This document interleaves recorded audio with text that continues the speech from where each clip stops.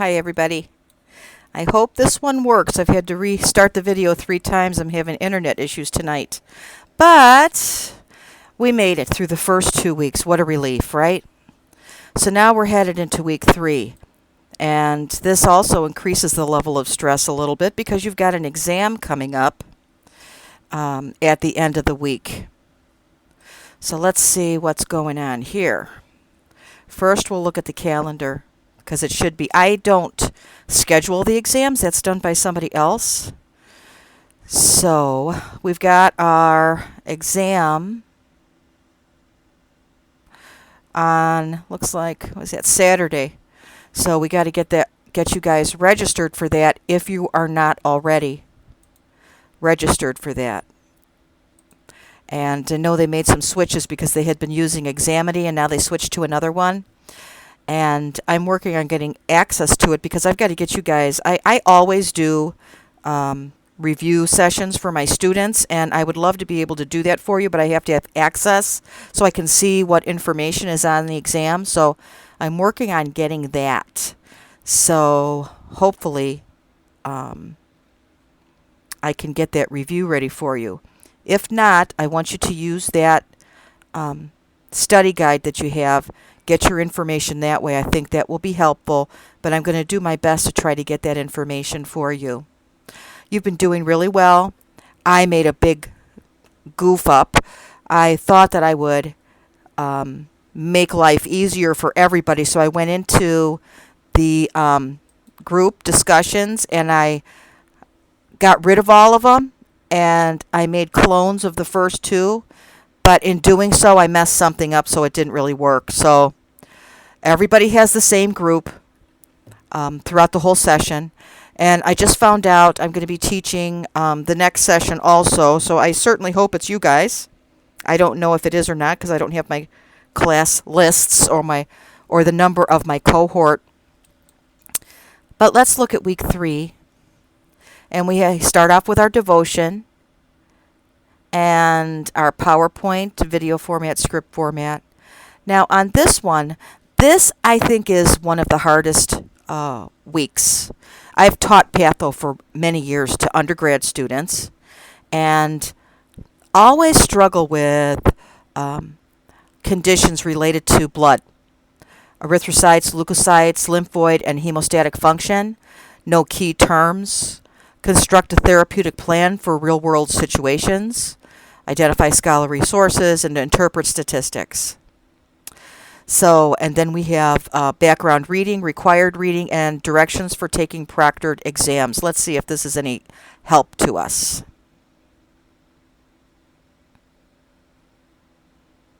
Okay, so yes, this is what you need, because I know that Dr. Bruley said she was taking all of the Examity stuff off, so this is going to show you how to get this exam soft, which is a different program. So good, that's good. I'm glad I saw that, because I had a couple questions today about that, and I was in clinic all day, so I didn't have the ability to access that. Now, you know how these things work with these Real DX is that different pieces are supposed to open on different days. I'm just learning that also.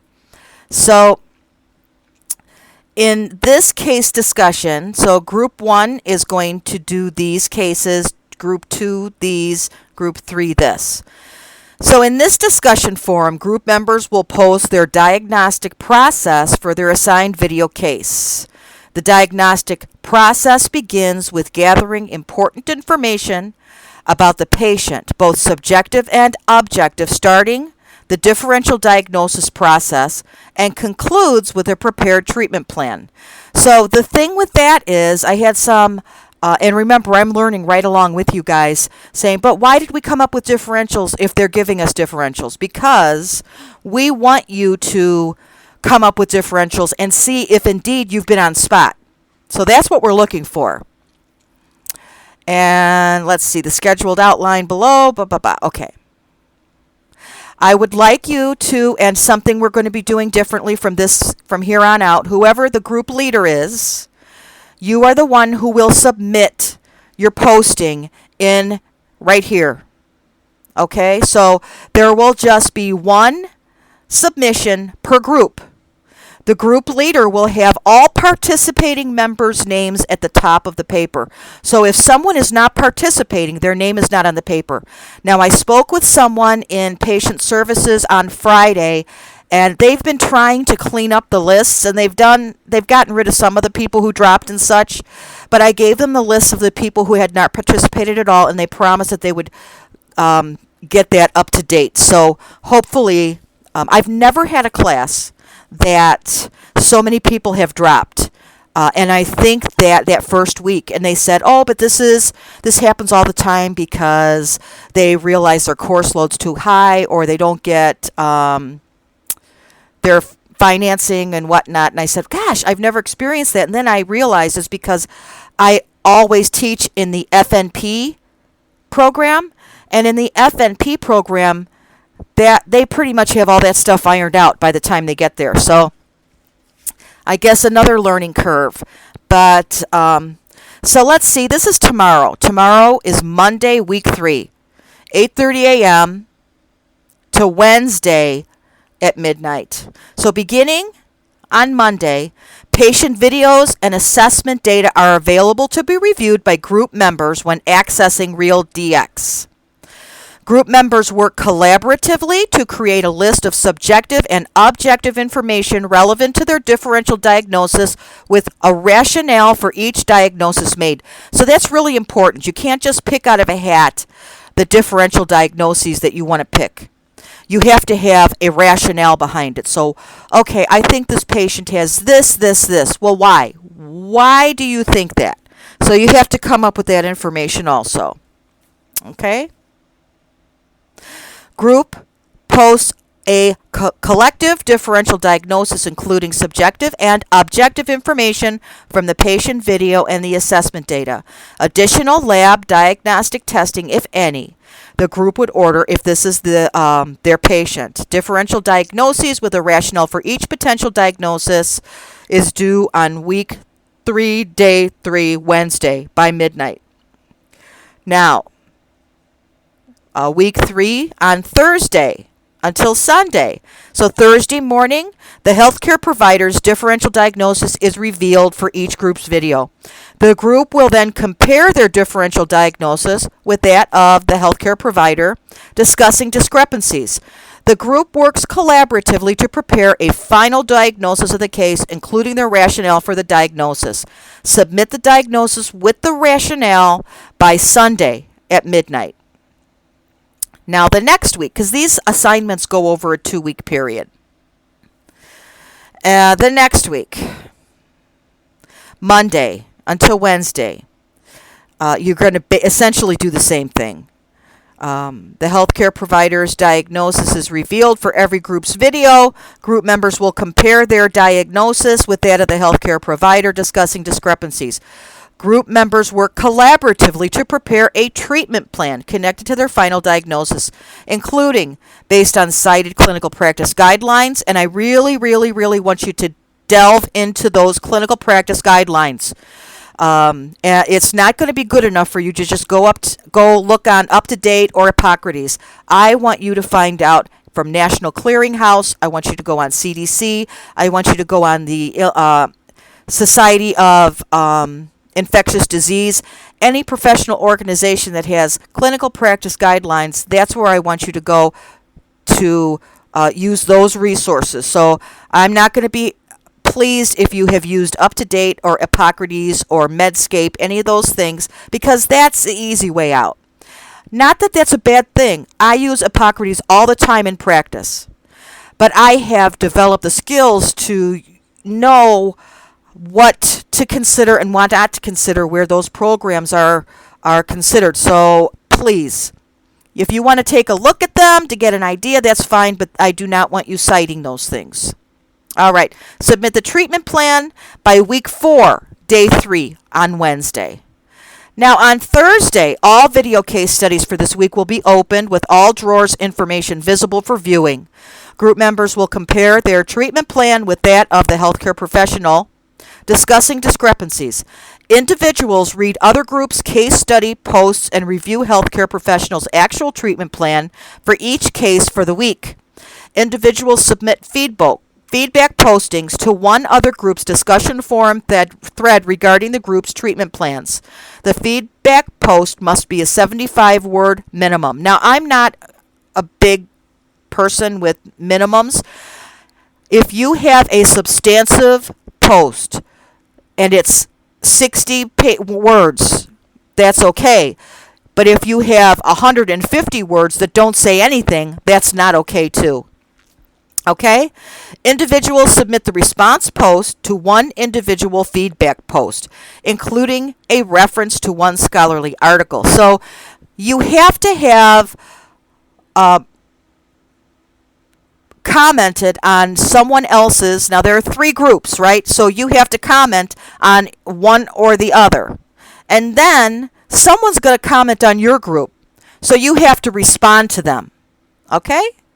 So in the subject line of each group post, indicate your video case study number and the stage of the diagnostic and treatment process for which you are submitting the post.